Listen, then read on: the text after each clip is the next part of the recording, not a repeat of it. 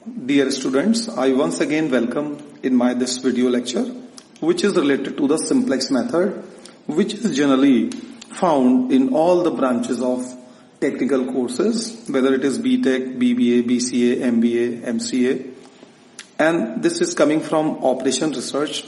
This is very useful to optimize the situation. So for the explaining the method, I have selected one question, that is maximizing Z 5x1 plus 3x2 and the subject to constraint 3x1 plus 5x2 less than or equal to 15 and 5x1 plus 2x2 less than or equal to 10 and x1, x2, this is a non-negative condition or restrictions. So they are the restricted variable, x1, x2 are more than or equal to 0. For the simplicity of the solution, I have divided entire solution into few points, few steps. See one by one. The first step is objective function. This is known as objective function, maximum Z. This function must be of maximization. If it is not maximization, if it is given minimum of Z, then after multiplying both sides, like minimum of Z, assume this as maximum of Z.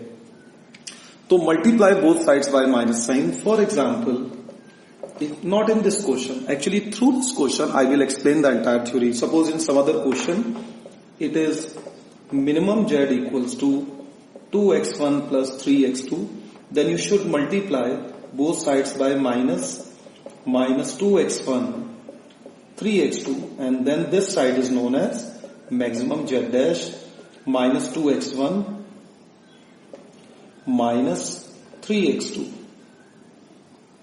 minus 3x2.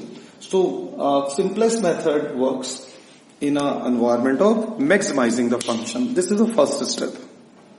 Next step is step 2. All bj's. What are the bj's? These two numbers are known as bj's. They must be positive. If not, then make them positive by multiplying minus sign. For example, somewhere it is in some other question, 4x2 is less than or equal to minus 4. So simplex method doesn't work when negative things are there. So you are supposed to multiply by minus sign. So it will be looking like as 2x1, 4x2 and more than or equal to 4. So this we require. So all the numbers on this side must be positive. This is the step 2. In the step 3, we have to convert all the inequations. What we mean by inequations? We mean by these two equations. These two inequations. These are the two restrictions of subject to constraints. So here we have to change. We have to convert these unequal sign into equal sign. Like we have to convert this into equal sign of there is greater than sign, then this into equal sign using following variables. Which are those variables? See, first is slack variables. Which variables which are used to convert in any inequation the less than or equal to sign into only equal sign. For example, if in some question 2x1, 3x2 is less than or equal to 4, we want to change this into equal sign. Since this side is looking lesser than this side, so this side is looking deficient by some amount. So we add a variable x3 here, 2x1 with 3x2, and we assume x3 is that amount which makes both the side equal. So x3 is called slack variable. Another variable which is used, the surplus variable, which is used to convert greater than sign into equal sign. For example, if suppose 2x1, 3x2 is more than or equal to 4, so we want to convert this into equal sign. Now this side is looking more than this side. So this side is looking having more quantity. So I will reduce here by amount x4 in such a way that both sides become equal. So this x4 is, so this x4 this x4 is known as surplus variable. This x4 is known as surplus variable. So the next is artificial variable. For every surplus variable, we need to introduce an artificial variable to complete the basic matrix. Exactly what is the meaning of this? It will be clear in those questions which will be having more than sign. So since here we are using only less than or equal to sign, so this will be discussing in the corresponding question. But understand, if in a previous step I introduce like 2x1, 3x2, suppose less than or equal to 4. So 2x1, 3x2, I have reduced this side by amount x4. That's why they both becomes equal. So this x4 is surplus variable.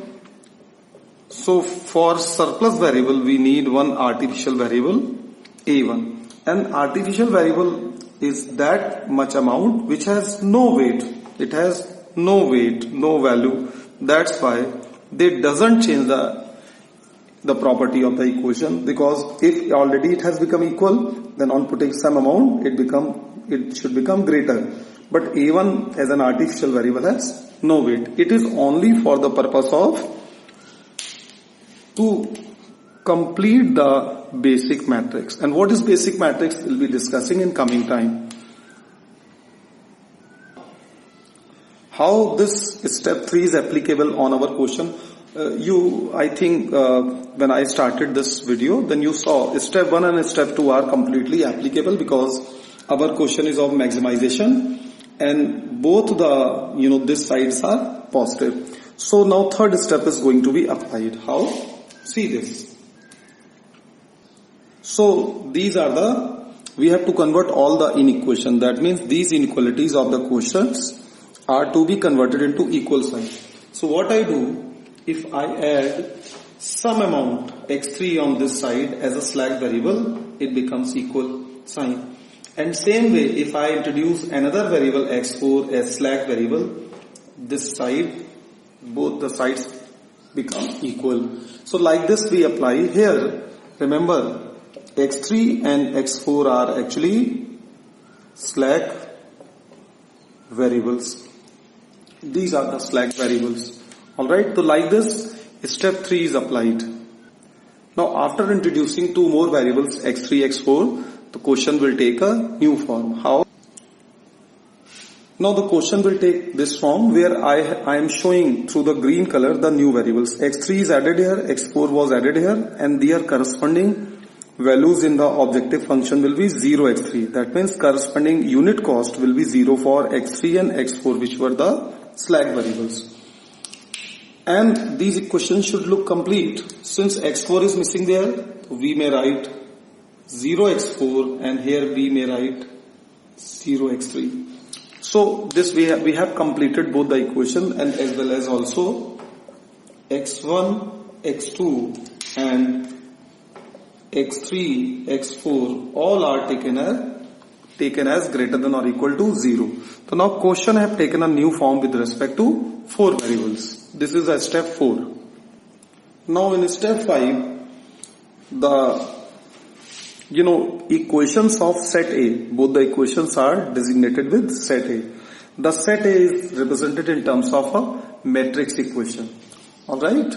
So this column is known as y1, y2. y1 is the coefficient of variable x1. y2 is made from the coefficients of variable x2. y3 is from the coefficient of x3 and y4 as a coefficient of variable x4. Now 1 0 0 1 is like an identity matrix, is also known as basic matrix. So they are also known as beta 1 and beta 2. These are the names for 1 0. 1 0 is the name of column beta 1, 0 1 is the name of column beta 2. And these two variables are known as, it is known as basic matrix, and that's why negation to this is known as non-basic matrix. Non-basic matrix. So these two variables x1, x2 are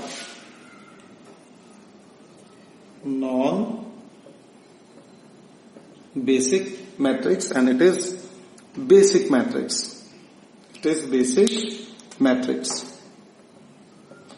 x1, x2 are related to non-basic matrix, so they are named as basic variables, and x3, x4 are related to the basic matrix, so known as basic variables. Alright, this is the step 4.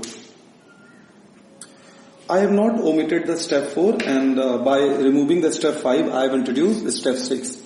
Step 6 is to find initial basic feasible solution, which in short also symbolized as IBFS, initial basic feasible solution. So in set A, in both the equations, we take x1, x2 equals to 0. So that's why when x1, x2 are 0, then x3 is 15. And here x1, x2 are 0, x4 is 10. So this set x1, x2, x3, x4 is known as initial basic feasible solution. From here it gives a path of step 7, which is step 7, which actually is there to create first simplex table, because simplex method actually is done in terms of the simplex tables. So in next step I am going to make a first simplex table. Now this is a frame of the simplex table. You may copy first by pause this video, then I am going to fill the entries.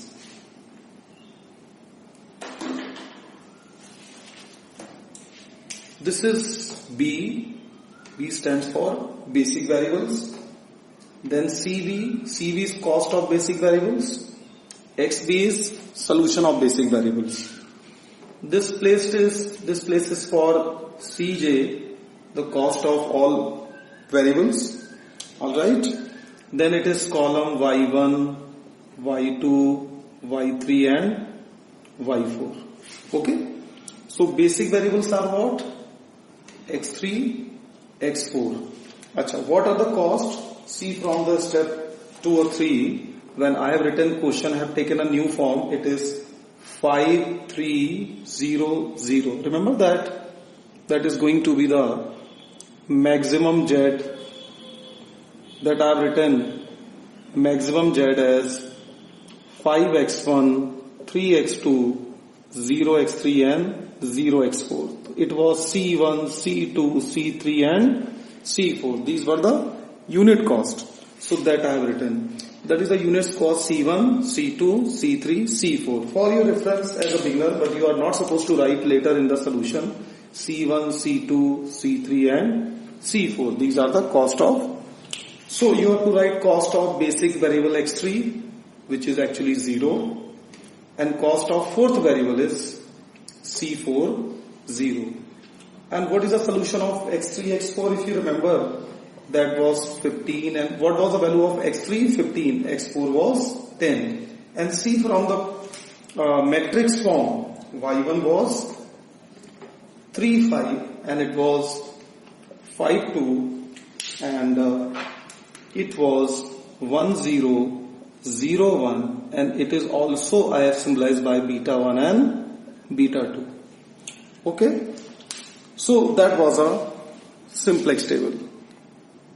Now later we find the value of Z as summation CVXB. It is summation symbol. Summation CVXB means C. It is XB. That means we multiply CVXB correspondingly and we add them to value 0. So simplex method actually always maximize, as you come to know that previous steps. Then how it is allowed to maximize? By interchanging the variable. In the matrix we have at present x3, x4 variables, and outside we have made them out, the x1, x2. So we have to bring them in and we have to send these. We have to bring them, I means x1, x2 we have to bring in this table, and x3, x4 are to be sent outside. That is all about simplex method. So how we do this? See. Then how the further method improves, then we apply the test of optimality, that is known as delta J test. Delta J formula is Cj minus CbYj. Here J is a variable and delta J is calculated for each non-basic variable, that means x1, x2. So here we write the delta j, and here we calculate delta 1, delta 2, delta 3 and delta 4.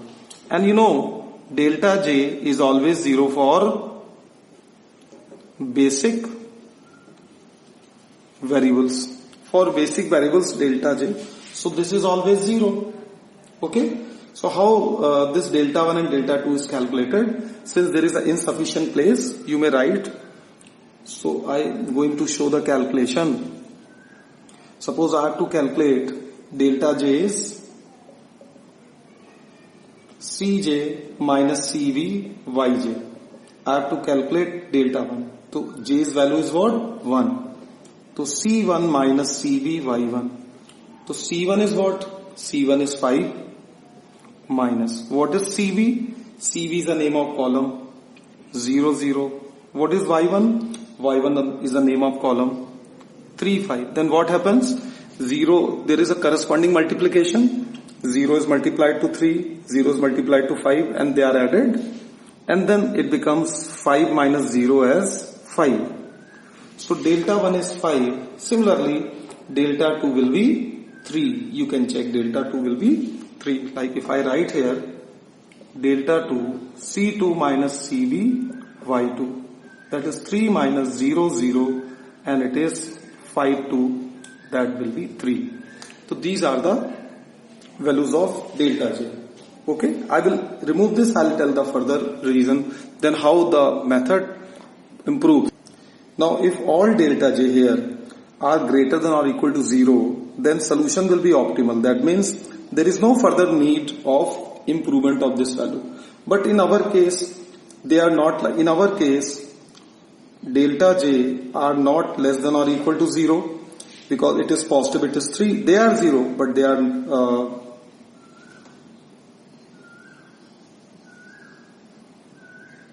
then solution is, I am sorry. I apologize for my previous step. Actually, if all delta j are less than or equal to 0, then solution under test will be optimal.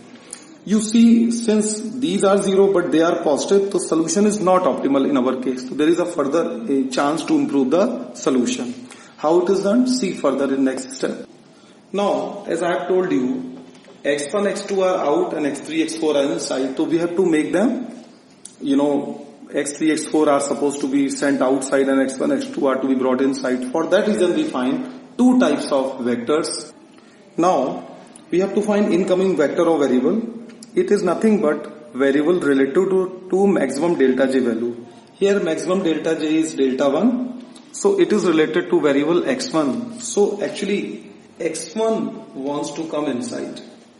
X1 wants to come inside. Okay. And then since x1 has to come inside, so some variable has to go outside. For that, we have to find outgoing variable. For this, we apply minimum ratio rule. So, for outgoing variable, we find here minimum of, xv divided by y incoming. This is incoming column. So, xv is divided by this. 10 by 3 is 5. 10 by 5 is 2. So minimum is this. It is in front of x4. That means x4 is outgoing variable. That means x4 has to go outside and x1 has to come inside. So we have to interchange the variable x1 and x4. So in the matrix also, these y1 and y4 are to be interchanged. The intersection of outgoing variable line and incoming variable line, this place is known as key element. So we convert this key element into 1 by dividing 5. See, the entire this column. See, we have to show our process only in this part. This part we have to show our calculation. So we have to convert 5 into 1. So this I am writing it through the green. So I divide by all the elements of this by 5. And this element is to be changed into 0. This is to be converted into 0 using this one. So how you can make it? 3 minus 1 into 3. That is 0. So that means this place is multiplied by 3. You subtract from 3 this one after multiplying by 3. So this one is nothing but this one. So this one once multiplied by 3 and it is subtracted from this place 3. So I am doing this calculation directly. So the green color elements here are the new one. So we'll be creating the next simplex table by using this green color, in a bracket the new numbers. But remember, in the next table x4 will be replaced by x1. See.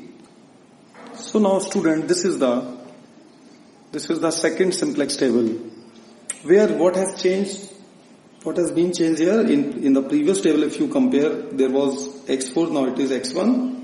So corresponding cost is written.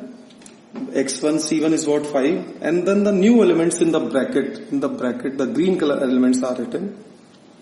And we have to once again recycle the process, that first we have to find Z as summation CB XB.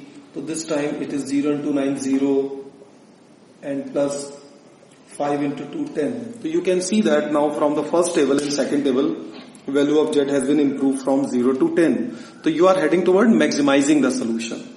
This is step number 8 and it is known as second simplex table. Once again, how it is permitted further, you have to apply the delta J test. So after calculation, delta J values with the help of Cj minus Cb Yj, and we have to calculate only delta 2 and delta 4 as 1 and minus 1. Reason is 0, 1 being a basic vector, basic column, it will be 0, and this is 1, 0 will be also be 0. So we have delta 2 as 1 and delta 4 is minus 1. Still, all delta J are not less than or equal to 0. Hence solution under test is not optimal and there is further chance to improve the solution. So incoming variable, this is a maximum delta J. The related variable is x2. So x2 is incoming variable. For outgoing variable, we have to apply the minimum ratio rule. In this, what we do, we divide by xv column by corresponding incoming column. So this is incoming column. This column is incoming column. See what happens. Through the minimum ratio rule, 45 by 19 is minimum, because it is 45 by 19, it is 5. Through the calculation, where xv is divided by incoming column, 9 divided by 19 by 5, 2 divided by 2 by 5. Then this is minimum in front of x3. So x3 is outgoing variable. So what happens? x2 wants to come inside and x3 wants to go outside. So these two variables, x2 and x3, are to be interchanged. For this reason, these two columns should be interchanged. Here the key element is 19 by 5. So this column is to be, we have to convert 19 by 5 into 1. For that reason, we may divide this by 19 by 5 or we may multiply by 5 by 19. But this will be done with all the elements of this row. So this row is multiplied by 5 by 19. So all the green color elements are the new elements. And we have to, if 1 is coming here, then 0 has to come here. Then what we do? We multiply 2 by 5.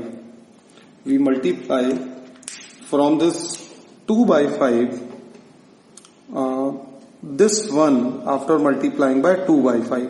So how this 0 is coming from 2 by 5, 1 is subtracted after multiplying 2 by 5 here.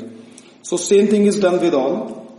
And so here, the green color elements are the new elements. So from this, we'll be creating the third simplex table, which will be probably the last simplex table. And what will happen there? Remember, x3 will be replaced by x2. And all the, in this red, column, red table, all the green color in the bracket elements will be recorded. So that will create the path of third simplex table. See in the next step. Now this will be the third simplex table, where you see with respect to the previous table, in place of x3, x2 has come. For x2, the C2 is recorded here and it was already there. Then in this, red table, I have written only if you see from the previous table number 2, I have recorded only the bracket green color elements. Now, what is Z here? Z is nothing but, see here, Z is, these two are multiplied and these two are multiplied and they are added. It is 235 by 90. Now, from 0, first table to second table 10, and this time it is 12 point something, I think. 12 point. It is 12.36. So you will observe from the table number 1, here Z was 0, in table number 2 it was 10. Now this is 12.36, because aim of simplex method is to maximize the value of objective function Z. Now further this value can be improved or not, it will be allowed through delta J test. Acha, one more thing which I have to bring in your knowledge, because it is 0, 1. So it is beta 2 basic column and it is beta 1. So their values will be 0, and when we apply delta J test here, then it becomes minus 5 by 19 and minus 16 by 19.